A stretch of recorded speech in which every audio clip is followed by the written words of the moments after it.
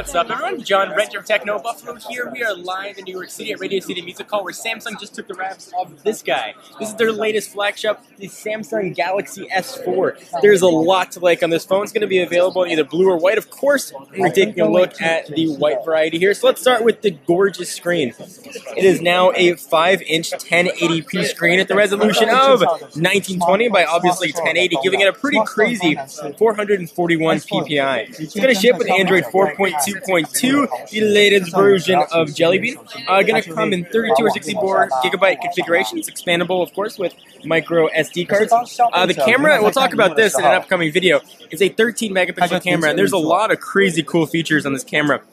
There's a feature called Eraser. We take separate pictures. You can erase the backgrounds. It's supposed to have almost zero shutter lag, but of course we'll take a look at that. Obviously 1080p video, 60 frames per second. 2 megapixel camera right up there on front. Wi-Fi, 802.11 ABG, and now AC, which is starting to become standard.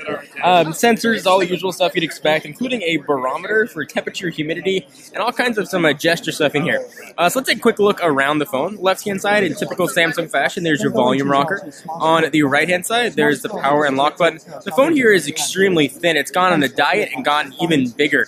This is looking to sell between 1 and 1.5 bajillion units for Samsung. This phone in the hand feels very similar to the Galaxy S3, but it looks absolutely incredibly different. So we'll show you some of the really neat features that are on board here. If you go ahead and take your finger, you just touch right over the top, things are going to start to open up, at least in theory, and you can see what they look like. So as you hover your finger over, similar to what you used to have to do with the S Pen, my finger is not touching the display. I'll show you the side of what that looks like.